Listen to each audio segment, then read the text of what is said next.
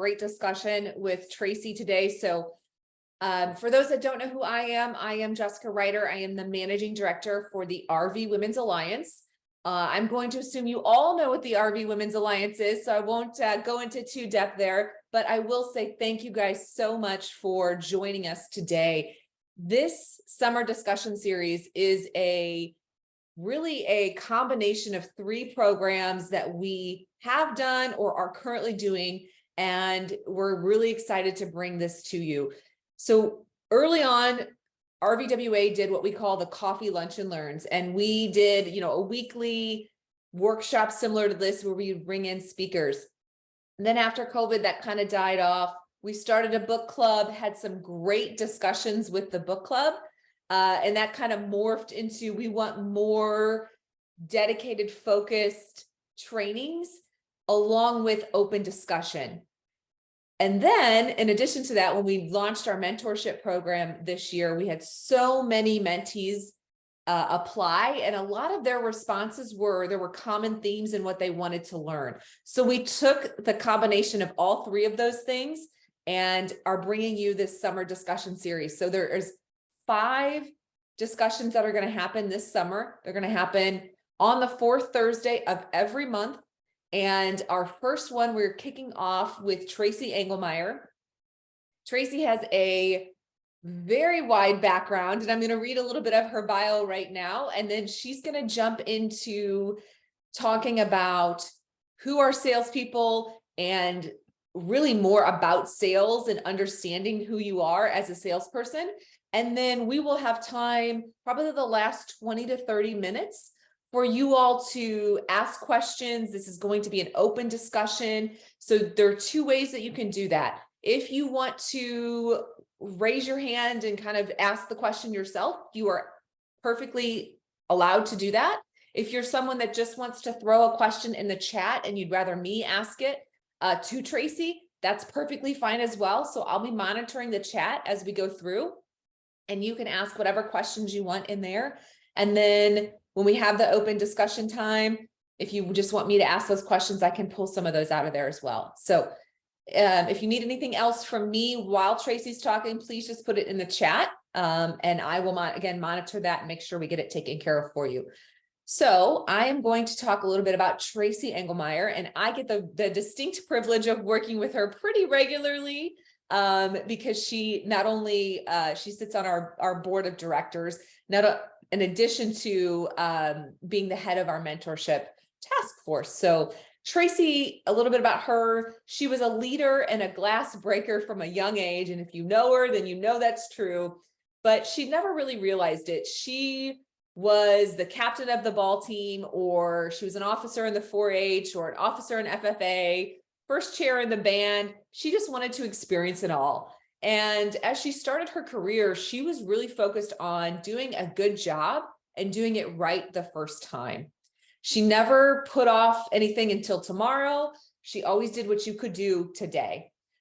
That led her to being a problem solver and finding a way to do it better. She currently is the director of recruitment for RVTI. She works with dealerships, suppliers, manufacturers, and campgrounds within the RV industry to train and certify their technicians. The other aspect of her job is to work directly with high schools and correctional facilities to get VOTEC into their systems, which again, some of us may not know what VOTEC is. It's, those vocational courses, if you think shop class and things like that, into their systems to give their learners a trade before going into the workforce. This is a very big agenda that obviously she's taking on for the industry that will help our country and industry. So before RVTI, she was the VP of sales at Furrion. She was leading the charge to help make the industry better through the introduction of innovative and new products into the marketplace. The beginning of her career was spent on the manufacturing side of the RV industry for the largest part as a product manager and sales rep. She was the first female product manager and national sales manager, along with the first female sales rep in the industry. She was charged with leading teams and helping to design products that fit the needs of the RV consumer. That was a very exciting role for her, getting into the weeds and analyzing what consumers want and how to make it fit into what they were offering to generate a better experience for the customer. She loves to give back and be a mentor, hence why she's the head of our mentorship task force. And not only that, but she also is a mentor for IHSAA, official at 20 to give back to other athletes. She serves as treasurer on the Little League board. She started the 12U softball travel league in her area, and now she serves on those boards and volunteers for community projects, as well as RVWA. She, in her spare time, likes to be outdoors. Her sanctuary is her garden and her orchard. She also loves to get together on the golf course with friends and play in tournaments, although I would never want to play in a tournament against her because one, she would smoke me because she's way better at golf, but two, I think there would be a lot of trash talk on the golf course. But this has resulted in several club championships and a county championship for Elkhart County. Her other passion is stock car racing and making the sport better. Her husband and her actually run a racetrack in Indiana in the summertime when they aren't working their regular full-time jobs. So she is super busy, but has a lot of knowledge, and we are so excited to bring Tracy here today. So without further ado, Tracy, take it away and help us all learn about sales. Wow. Thank you. I'm going to start having you write my bios. I don't know if I can write it. I can read it, but writing it, no. Wow, that's very interesting. But thank you. Appreciate it. Thanks for having me.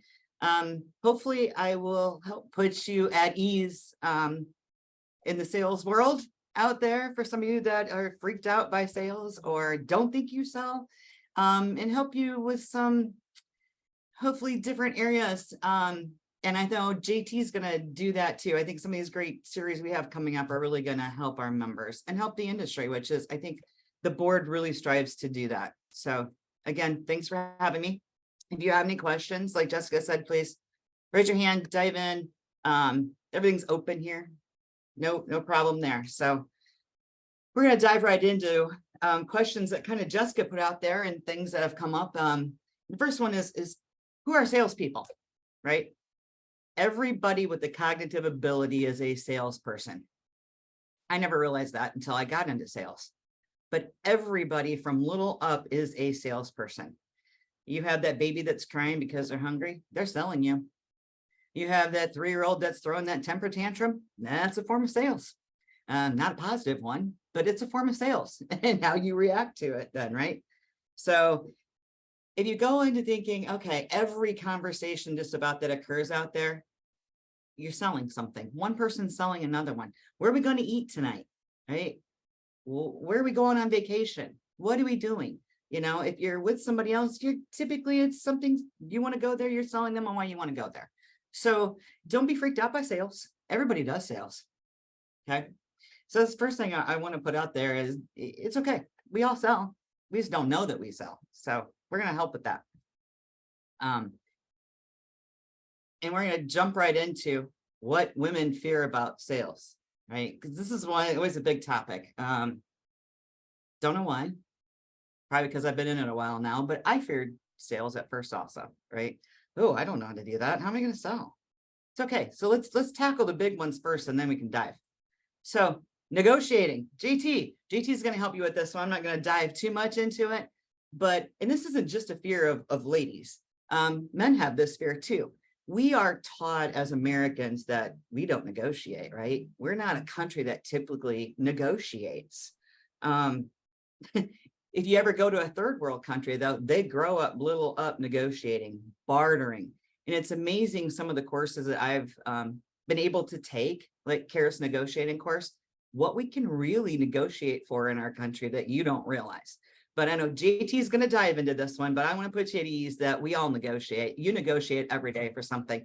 You could be walking down, the airport, and I'll use this in body language. And who's going to move out of the way? You're negotiating. You just don't realize you're negotiating, right? But that's a big fear that ladies typically have. Men have it too, but we I can't negotiate. Yeah, you can. It's easy. It's having a conversation. and just take it down to that simple level of having a conversation. But JT, if you want to know more about negotiating, he wrote a book on it. He co-authored it.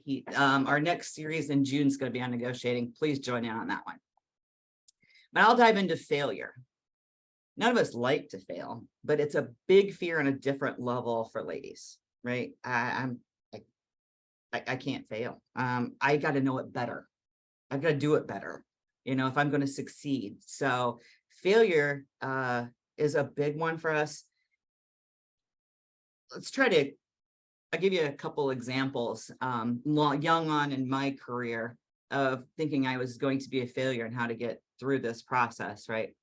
So I was working on a 30-pack Class C order. And this was late 90s. We were kind of heading into a softening in the industry, and I was just not getting it over the edge, getting frustrated.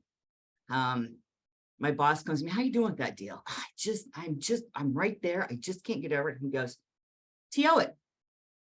Again, I was young in the industry and looked at him. He goes, TO it. I'm like, first of all, what's TO? Right? Let me have it. He goes, turn it over. I'm like, if I do that, I'm failing. I didn't do my job. I'm not a good salesperson. I didn't get it done. No. A good salesperson will use all of their resources. A good salesperson will turn that over. No, but I'm back to, no, wait a minute. I didn't get it done. So I ended up letting him have it. He brought it back to me in about 15 minutes. Deal's done, write it up. And I'm like, now I'm really thinking I failed. What did I not do that he did? So we sat down and talked about it again. Use all your resources, learn from others, right? But you're not a failure unless you haven't used all your resources and you haven't asked for help. That's when you become the failure situation. And he took it to another level with me too, that I'll never forget. And I still think about today. The sale is bigger than you. Sale's bigger than you. So he said, Tracy, how many people are in that plant? I'm like, 60. How many people in the lamination plant that feeds that plant?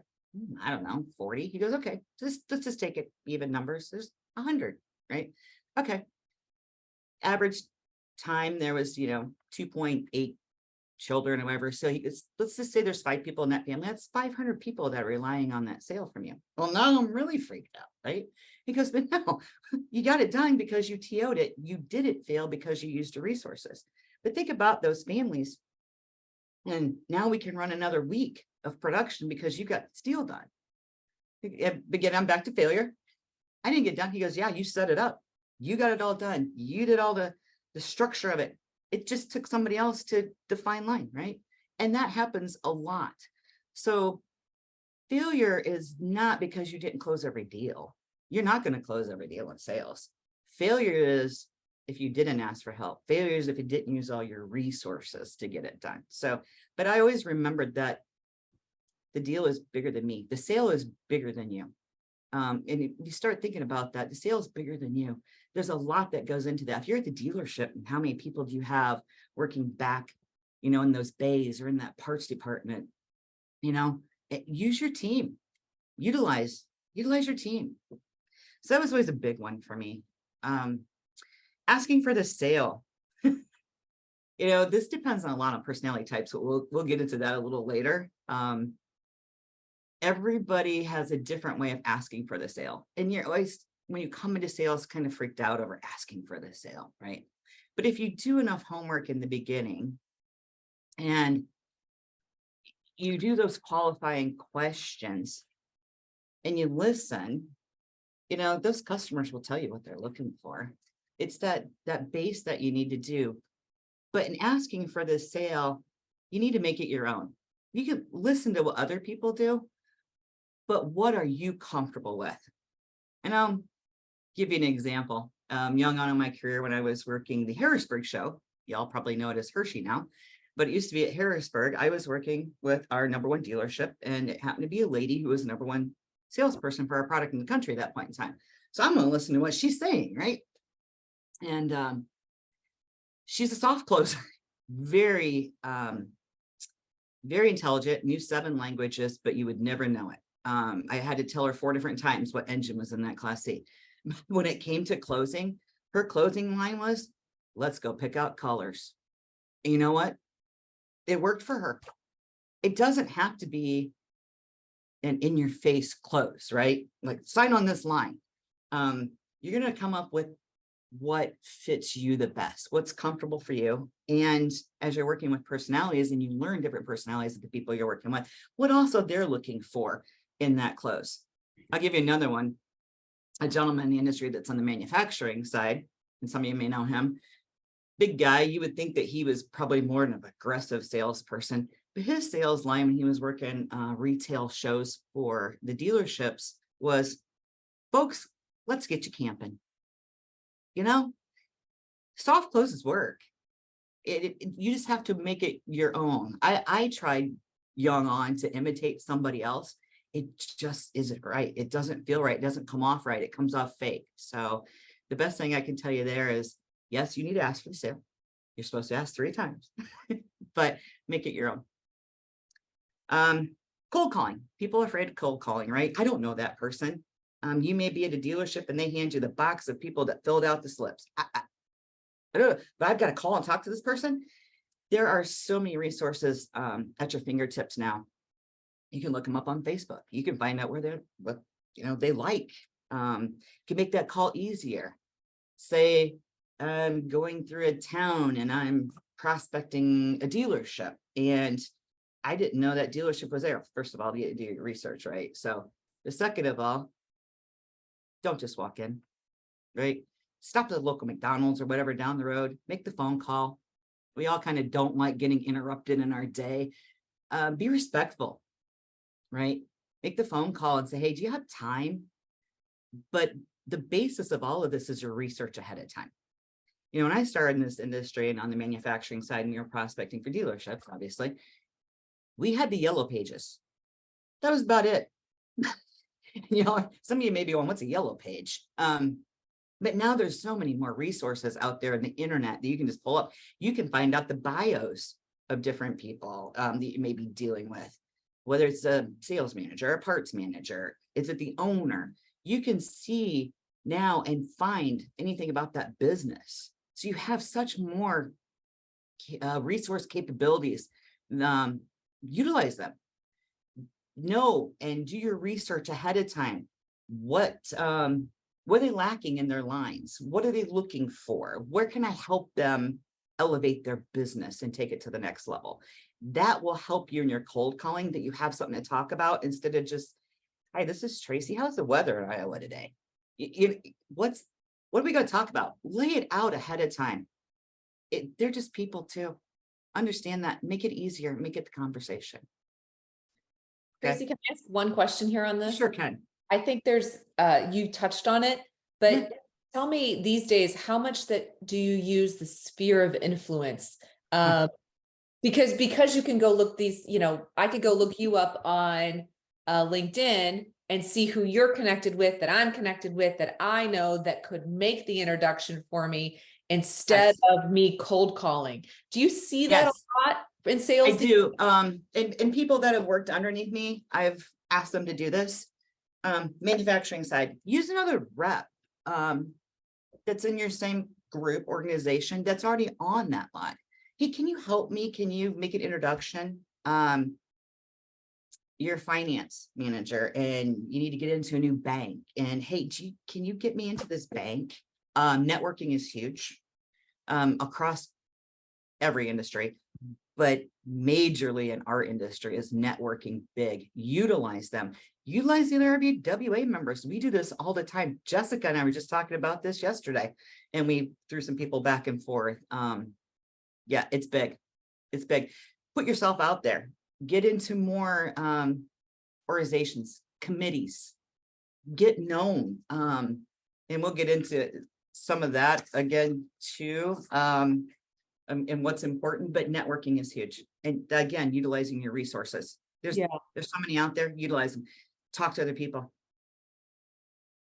Awesome. Yeah. And just to give you guys an example, I literally 10 minutes ago just got a resume from somebody She's in the industry somehow looking for a job. I just briefly looked at it, came up with 3 people I'd send it to, and I can send it on. Like, it's just, she took the gumption to reach out to me.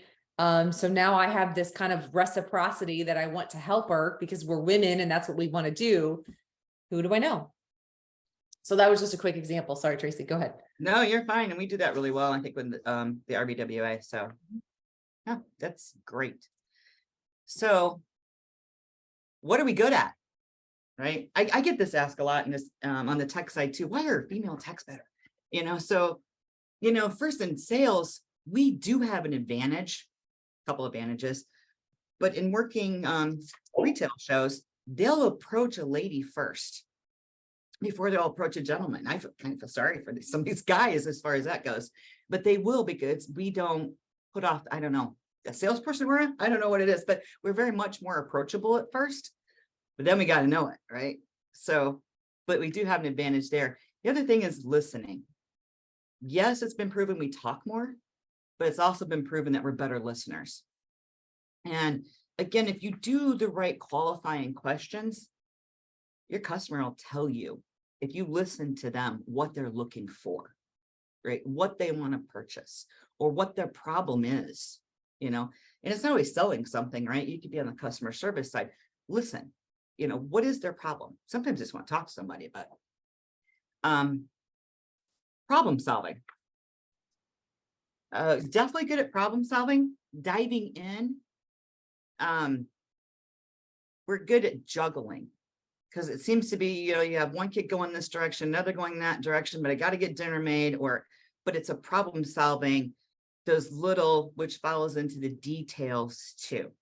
So if we have a customer that's coming to pick up their new coach, typically we're also making sure that that truck's getting the hitching done at the right time. Follow through on those. So we may be freaked out by the things we just went over, but we're also very, very good at the follow through, the sending the thank you letters, the little touches that make a difference in the sale. Probably that. So Jessica threw this out here. What's most important? This is a tough one because there's a lot, right? But what's most important to me? And it's integrity. And from young on in my career, I had a gentleman tell me, all you have to take with you, no matter what happens, if company closes, get bought out, something, whatever it may be, is your integrity. If you haven't kept that integrity, you're not getting hired somewhere else, right? Or if you don't have good integrity with retail customers out there, are they going to refer others to you? So integrity, I've tried to follow the golden rule. Now we're all human, but trying to follow things and do it the correct way. If you're in that sales process, kind of put the shoe on the other foot, right? How would you like to be treated in that process? How would you like to feel? Making sure things are going the right direction. And the story that goes with it. What is your story? If you don't have a story, if your company doesn't have a story, your product doesn't have a story, you're just another product, you're just another salesperson. And what is that story? Make sure that it's a good story. It's not a negative story, right? Another important one is the buying experience. We all want a buying experience, right? I was always told, show them 3 coaches. They want to see 3. Don't show them too much, right? Because we give them too much information. But the buying experience is key. Again, you got to qualify, right? And you have to listen, but a good buying experience. In the competition, and why I put this in under integrity is, you need to know your competition. You need to know your competition as well as you know your product yourself. And that doesn't matter if it's another bank, if it's another brand, if it's, another dealership, whatever it may be. But selling against your competition is the key. And that's where the integrity comes in at. If you've ever been and have an experience, and I'm sure you all have, of where you've went to purchase something and your salesperson is bashing another product or bashing another salesperson. I get immediately turned off. There's times I've just walked out. Yes, my husband, I think last time we bought a vehicle, I went through 3 dealerships because So don't bash. You know, it's not gonna get you anywhere, but you need to know your competition. You need to know by listening and qualifying again what they're looking for. Sell your product, but sell your product in a way you're selling it over that competition, right? But they don't know you are. So you know that feature and the benefits of yours, so you know the feature and benefit of your competition. So how am I going to feature and benefit against that, right? Do it the proper way so you're not hurting your integrity. So, and again, feature and benefit. As Jessica says, she likes the benefit. She's a D, strong D. Give me the benefit first. But as I say, never give a feature without giving a benefit. So, you know, maybe you're in an RV and, oh, it's got a soft touch ceiling. And you walk, well, then you just put a question into the head of your customer, right? You don't want to put questions in. You want to take care of the questions that are already there. So it's, oh, it's more R factor. It's a sound deadener. It's, you know, whatever it may be that's going on in that point. But again, you can give those feature and benefits and keeping your integrity with it. That's a big one for me. Everybody's going to have a little different on that. But I think it came up in one of our book clubs one time where we were talking about the glass ceiling. And I said, break the glass ceiling clean. And I think it was Lisa Legal on this one that went, whoa, wait, what? I'm like, if you don't break it clean, if you don't have that integrity, how hard is it going to be for somebody coming behind you, right? And that's not just breaking the glass ceiling, but that could be somebody you're mentoring. That could be a new person that you're bringing in. You know, it's harder for somebody to come behind you or to keep your reputation if you don't have that integrity, if you haven't broke it clean. So important to me. Always remember in sales, this is a big three that was always pounded into us, but it is so true. And if you've read any of the sales books, you'll always get these three: sell yourself, sell your company, sell your product. Sell yourself first and foremost. You're always doing that throughout the whole sales process. People buy from people. Okay. Yeah, Amazon's come in, yeah. But when you're out buying something, that people buy from people, they have to trust you. They have to believe in you first and foremost. Then why do I want to buy from that company if I'm a consumer, right? Sell your company. What's my company story? And again, what's my product story? So you can flip-flop these, sell your company, sell your product as you're going throughout this whole sales experience that you're doing.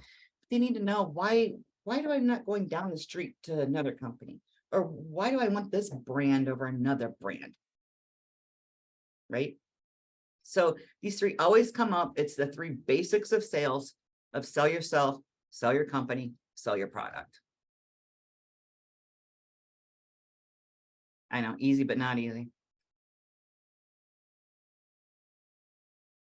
Communication styles. So this is another one Jessica threw in here, but it's very, very good. It also throws right into our symposium with the disc and what's going on. I put some of those at the bottom of this. Communication styles, body language is number one to me. You can say something and really not mean it, but you're going to see it in your face. They're going to see it in their face, right? They're going to see it in their eyes. Body language and learning to read body language is big. And we do this. You may not be in sales and you already do this. You see it when you're in conversations. The best place I put down to practice some of this, if you've never been through a course on body language and who looks to the right, who looks to the left, what that means, all that, is grocery stores, or as Kurt likes to say, Walmart. People watching, right? You can sit at a restaurant, you can sit in an airport, and you can watch people and go, oh, they're upset, or oh, they're really in a hurry, but body language will tell you everything. So that consumer is not going to tell you they can't afford that coach. They're not going to come out and say, I can afford that. But you can see it if you ask the right question. You can see it in their face and in their body language and go, okay, we need to flip gears on this sale. Obviously, you're not going to embarrass them. We're just going to flip gears and take them to another coach, right?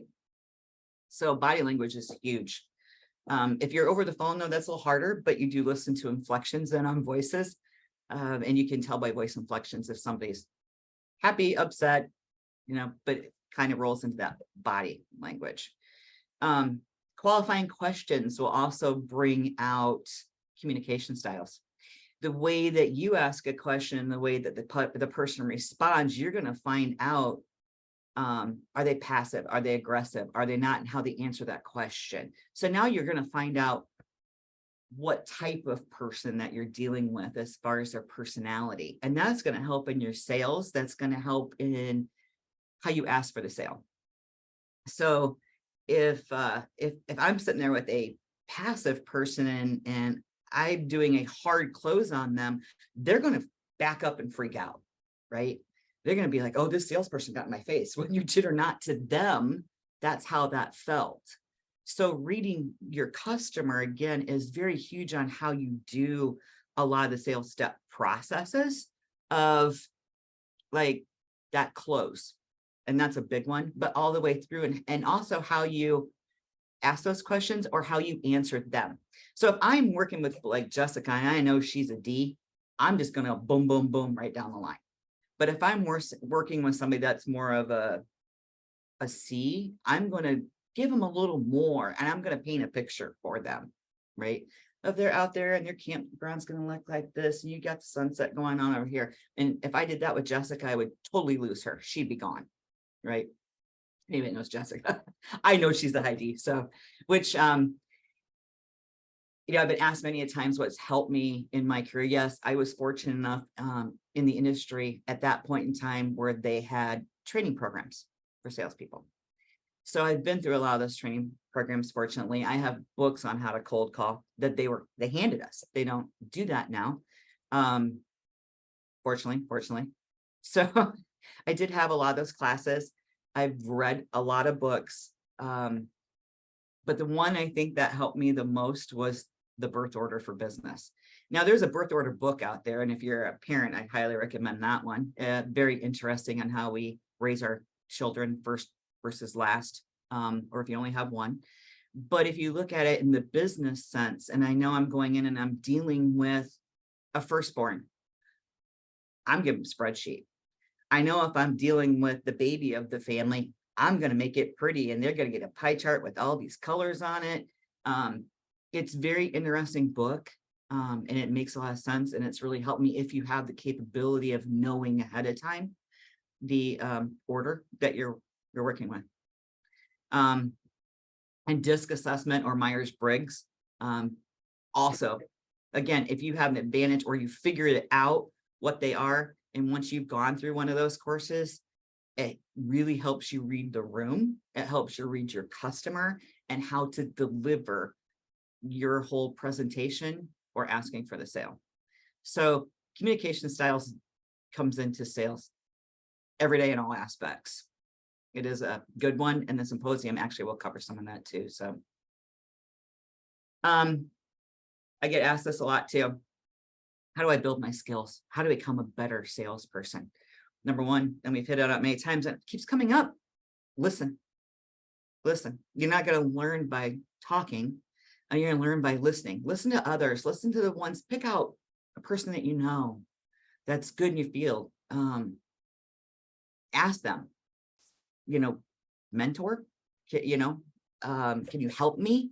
Another teammate is always good. So listen, and then try to incorporate it into your sales speech, your sales style, because everybody's is different.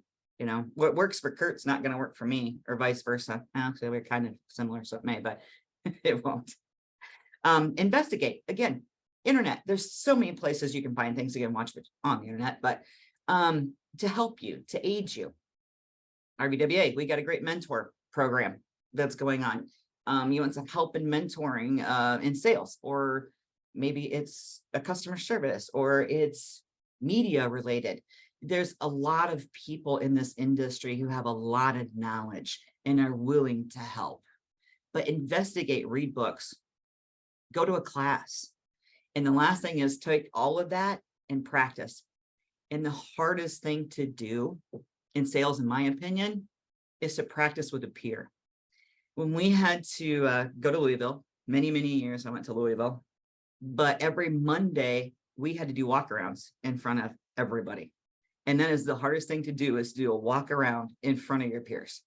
And if you can do that, you can do it in front of anybody. I'm telling you, anybody. So practice, find somebody to practice with, find somebody to bounce things off of. As Jessica said, the network is huge in our industry, and utilize it. So that's kind of did I keep it right at 30 minutes, Jessica? You really did, like, right And that at, was a fast over 30,000 foot, 30 foot. yeah. And if you ever have any questions of me, I'm always available. So is the rest of the board on any of this, whatever you want to Yep. bounce, learn. Tracy, do you want to unshare your screen? I And sure then I can see everybody. That way, if somebody wants to unmute and ask questions. But while she's doing that, I'm going to ask 1 or 2 questions. And then you guys, if you have questions, throw them in the chat. If you want to unmute and ask questions, you can do that as well. So Tracy, first question I have for you is, you talk about communication styles, and you hit on me being a D. And for those of you that haven't learned about the DISC assessment, high D just means I very like, I don't want the details. I just want, when I walk in to buy an RV, I've already done my research. I know exactly what I want. Just show me what you've got on the lot. I know my budget. I just need it, right? I am that person. So Tracy, when it comes to those communication styles, and a lot of stuff is done over email these days, or text, or DMs, or whatever. Yeah. How can you pull out somebody's communication style when you are just electronically communicating, and then you got to jump on a Zoom and sell them, or go sell them in person? How do you pull that out? You can tell, actually, majority of the time, at least between a couple, and you're going to get close, by what they write. Are they writing bullet points? Are they short and brief? Are they long and you get paragraphs? You're going to tell off that email. Now, some people go, oh, this lady was just blunt in her email. No, my guess would be she's a D. And she, and people just don't realize that. But that is something to be cognitive too, as you are writing an email, to not be so blunt, or not make it so long, or, kind of, you're always trying to find that middle ground. But it tells me right away what kind of personality I'm dealing with. So if I get this bullet point one, like Jessica's going to send me, I am going to, when I get in the phone, go boom, boom, boom, right back. Okay. So I'm answering his questions. If I've got one that I'm getting paragraphs on, then I'm going to expound on that, because that's what they want to hear. That's just their personality type, right? So you can see it. You can see it on emails too. It's a little harder. Obviously, you don't have the body language involved, or the articulation of the voice, right, that you would have on a phone, because it's just on paper, but you can start to pick it out. Awesome. So we all know that consumers obviously have changed, and they're more educated now when they come in, and all of that. But when it comes to the sales process, because let's face it, an RV is a want, it's not a need, and it's also a luxury product. So it's, something a little high ticket cost, right? And so when it comes to the sell, and this may be true for, like, if you are in the industry and you're selling to a dealer, or in your case, you're really selling to school, right? How have things changed? And my caveat, second question to that is, what are some of those old style skills that are still very applicable to today? It's changed. You're correct in that the consumer is more educated, but because of some things that are also out there on the internet, it's wrong. So they think they're educated. And I think this is where it more comes in. Yes, you have to know your product better than ever, but sales is still sales. The sales process hasn't changed. People still want to buy from people. People still want the buying, the whole buying process, right? So that has not changed. Reading people hasn't changed. Sales in a nutshell hasn't changed. It's kind of overcoming some objections, and maybe they're the wrong thought processes that I've seen out there, that really you're gonna have to kind of reteach or educate sometimes, but the sales process hasn't changed. So if you could pull out I know you kind of did here, but like it's listening, it's obviously overcoming their objections and then asking for the sale. Is there anything else kind of in that sales process, or are those three things like really it? I mean, there's a lot that go into those three things, right? Sure. We could really dive into this. This would be a day Yeah. session. Yeah, I mean, obviously it's sell yourself, sell your company stuff, right? So you have to sell yourself. You've got to qualify. You've got to do those qualifying questions, and then you got to listen. You got to listen to them, right? Those are huge in any buying or selling process.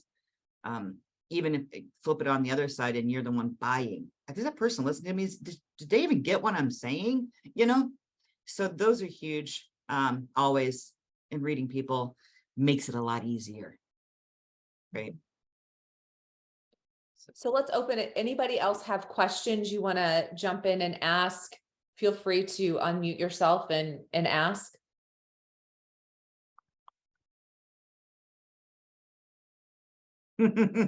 Yes, Hey, no one shut up.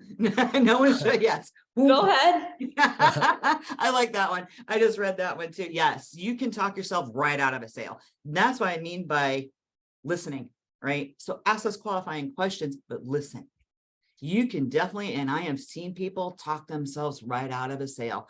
Know when to deliver it. When you've got that delivered, they've understood it, and then you're done with that, right?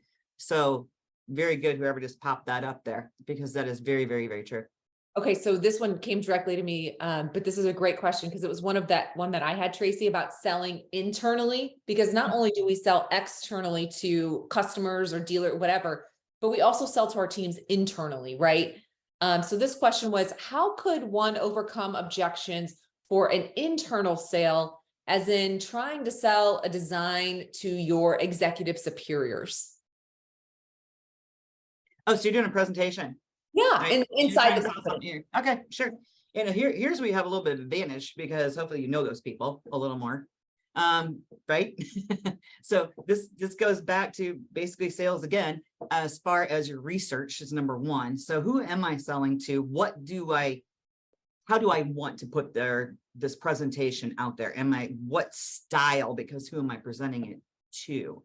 Right? So that part of it makes it a little easier when you're internal, but also makes it a little harder because they are your peers or who you're working with, but it's background history.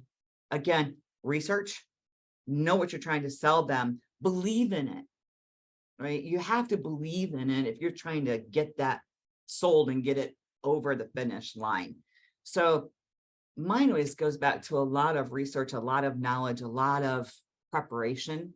And when you're doing those presentations, when you're trying to get it to them, and then if you know their personalities, you know how the style or what style you want to do it in. So Can I add this? And it's kind of a question, kind of a statement, but one of the things that I've learned that is a little difficult is when you're working in one department, you're working in a silo sometimes.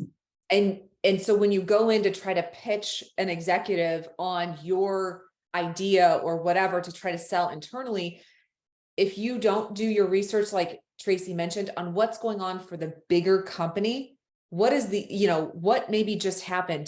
Did this department just lose a big sale, which now affects your department? And so you're going to go in and try to ask for something, usually probably typically involves money, and you're going to immediately get turned down or something like that. So doing your research and knowing the bigger picture of the company and maybe what just happened or where it's going or what changes are coming helps you then navigate how you're going to ask for what you want. Is that fair, Tracy? yeah, I was trying to look at, if I want to put this in a coach, per se, when I was a product manager, how does that affect my line? How does that affect my engineers? Are they going to have to redraw something? Let's look at bottom lines. Am I going to have to increase the sale of my coach? What's that going to do to my dealer? Because then the markup goes to this. And then let's look at all of our customers as end consumer. What does that do over here? So I think if we start thinking about get the blinders off and how what we do affects others. And I'm so happy because I'm starting to see this in the industry. You're starting to see the different segments, right? Let's just put a a little tidbit in for the aftermarket, JT, and how, the aftermarket conference this year is starting to invite dealers and manufacturers and campgrounds. And that's what I love actually about what I do now too, because I work with all those different segments. When you're just in manufacturing, you're just thinking manufacturing, right? But look, we're all together in this, right? So what one does affects the other. And I love what's starting to happen. The emerging leaders are doing this too. If you get a chance and you happen to be emerging leaders, doing some great things. A new committee that was formed 2 years ago. But so I've seen it there. I've seen it with the aftermarket committee now. It's fun. It's fun to see and what this industry can do when it unites. So yeah, you need to start thinking about the different segments and aspects. So Tracy, next question that's in here is, how do you deal with the customer that says they definitely wanted to do the deal, but they procrastinate because it's never the right time or they're too busy? That's always a hard one. We always get those, right? Mm-hmm. You get the person that's been at that retail show and has a book that's this thick, and you've seen him at every show for the past 6 years. What you really need to find out is why. What's their major obstacle? Are they telling you it's busy? Because a lot of times you're going to get that and it's not. A lot of times it may be funding. It may be, I don't have the right truck and I've got to get that.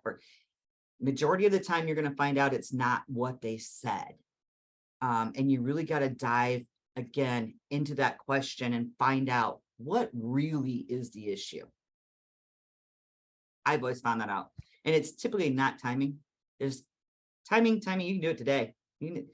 What's the problem? Okay, I'm going to ask a follow-up to that because there's, you talked in your presentation about different sales closing techniques, right? There's the hard closer, there's the soft closer. There's in your all of that, right? Ones that don't, and sure. Yeah. So when it comes to somebody that's kind of like pushing you off, like, okay, let us go home and think about it, or let us, you're doing your follow-up calls and they keep pushing you off and pushing you off. And your style is not hard closing. I'm in the middle. I used to be a very soft closer. I'm probably in the middle now. Do you have advice to kind of come over that if you're a soft closer and you want to get somebody that finish line? That's a hard one. And then it comes down to your personality itself. And it comes down to, I think, your experience. And this is when typically I'd tell you to TO it. Again, you're only failing if you didn't ask for help, right? You're only failing if you didn't utilize all your resources. So it could be bringing another person in just makes that difference. Sometimes people just want to talk to somebody else, I think you've had these instances too, where unfortunately or fortunately, sometimes we had to have a male sitting beside of us. Don't know why. It happens. It still happens. JT, you've gone through it even on the other side. Sometimes it's just another person, and that's not failure again. Remember that. But sometimes it's saying it differently. Sometimes it's another person to say it differently, or another person to ask a different way. Again, utilize all your resources on that one. Yeah. Okay, next question. So when you sell a unit and then find out that there is a problem with the unit, soft floor, leakage behind a wall, etc., how do you keep integrity for yourself as a salesperson and for the company? That comes into your, hey, don't run from it. It's a problem. You hit it head on. Let's find a solution together. The worst thing you could do is, I'm gone, I'm out. No, you need to take care of the problem. You need to do the follow through. You need to help the customer. Again, it's all of our customers. If we lose that customer in the industry, we're also losing their kids. We're losing their friends. So we all need to jump in on that one. Again, let's face it, there's not a perfect coach out there. We're taking a house and putting it, through an earthquake and hurricane going down the road every time. So something's going to happen. Okay. So it's taking them, it's walking them through the process. It's getting them to the right people, who's going to help you, the salesperson, take care of that customer. Is it your service manager? Is it somebody that's on the road that you're going to call? Is it, it's the follow through in the end. Are you good? Is everything handled? Right? Is it getting it to the manufacturer, whatever it may be, and whatever process step that you are in, is help taking care of the customer. Again, let's put our shoe on the other foot. And if it was our coach and how we would feel, and there's times when I did a stint in customer service again. Sometimes I just want to talk to somebody because nobody's answering the phone. Answer your phone, right? So it's follow through. It's getting them to the right people. Take care of them. One- Jessica, could I Yeah, just, go Oh, that should be good, JT. Yeah, can go I ahead, just John. highlight, can I just highlight what she said? Her approach was excellent. And what I found is, difficult situations pop up, things break. Okay, it happens. I think first and foremost with a potentially upset customer is immediate affirmation that the problem is real. Yep. Because what they've done before they've called you or written to you or emailed you, they've already geared themselves for a fight because the world tends to resist. And so you need to be the anti-resistor. I can tell you in my little company, we sell widgets to the aftermarket. And if a consumer calls and says it didn't work, our immediate response is give us your name and address. We'll send you a free one today. And that person, you just took the wind out of that angry sale and they're a friend for life. It's the immediate affirmation that the problem is real because they're expecting a fight. Don't give them a fight. That's such a great point. And Tracy, I'm going to hit on this as well to what you said, because you talked earlier about not bashing your competition, but to directly to this question, don't bash the manufacturer. Nope. Because as a consumer, I'm an RV consumer. I'm ripping out the floor of my Montana right now. But I can't bash the manufacturer as a dealer if I'm selling that. Oh, that, we just know how they are. I think you just there's a finesse there, right? Can you maybe, I don't know if we could role play, but like, give me a little, like, how would you talk through that with somebody? Like to JT's point, you can't say, hey, we're going to send you a new unit, No. like, For sure, the power authority to do right, that. exactly. How would you maybe talk through that with somebody without bashing, without, And there's a lot to do with that as Yeah. far as is it under warranty? Is it not under warranty? Can you get it in here? Obviously, you're gonna, we're gonna have to look at it, but it is a first of the recognition that there is a problem. Okay, I'm listening, I understand, but let's start out with, okay, I'm writing. They always look, I'm taking notes is first and foremost, right? I'm not just not listening, it's going in one ear and out the other. Let's look at this. What is the problem? What do you see, right? So totally agree with JT on that, and let them know that you're doing that because you are listening to them. And then we're going to get to the right person. Again, I'm gonna get to the right person, but first you gotta tell me what's going on, right? And now when you tell me what's going on, we're gonna get you here, and I'm gonna keep up and follow through. And at every step of this, how is it going? What's going on? Are we getting taken care of? So, and that can be a big process depending on what's going on. And if you have to go through, your manager dealership and into, the manufacturer, and do I need to go to that rep to that manager or what? And then I need to go maybe to a supplier, right? Or they do, as that process goes along, and it can be a very long process, but you'll keep your integrity and you'll gain their respect and trust just by working through it with them. I like that. I also like the follow-up. Follow up. You all have internal systems that you put your notes into and it kicks it down to somebody else and all that kind of stuff. But can you make an internal note to yourself to follow up and just go back and look at the notes of the next person that you kicked it to in a week, and then call that customer back? That alone would be huge. Yeah. So Tracy, I know we're running low on time. Let me ask this question, because sales has typically been more men than women in any arena, not just RV, but a lot of times it's certainly changing. And we know that there's quality and there's quantity, right? And so you see the big sales numbers and the person at the top making the most sales. What do you think is more important, quality or quantity, and or how can you get to both? Quality first, quantity will come. So if you're actually doing your research and say, let's go manufacturing side again, and you're selling to dealers and you're making sure that that's the right coach that's on there, that they're stocking, what's selling in their region. We got stats, bust them apart. I live by those stats. What's going on? What's the top trucks that are being produced right now? So let's look at, You know, what can be towed by them? What's the percentage of what that needs to be out there? If you're doing your research and you're a good salesperson or a good rep, and you gain their trust, the quantity will come because you provide the quantity. So just like a couple of years ago when we were in the boom, right? And everybody became, as everybody was saying out there, it's throwing out their order takers now, right? You can be an order taker. Everybody can be an order taker. Are you a good order taker? So they're calling in. I went, this, wait, time out.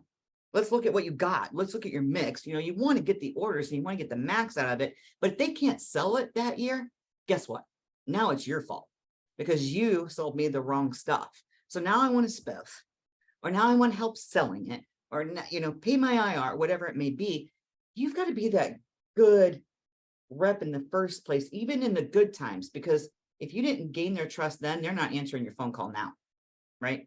So when times are good, you still have to be that good rep, that research, making sure they're getting the right product, training them, making sure it's sold. So then when times go a little softer, they're going to answer your call. They're going to trust more, you know, so it kind of goes hand in hand with me with quantity and quality. Yeah. Okay. That makes sense. Yeah. Well, we have about a minute or two left. Does anybody have any last minute questions or thoughts that you wanted to ask?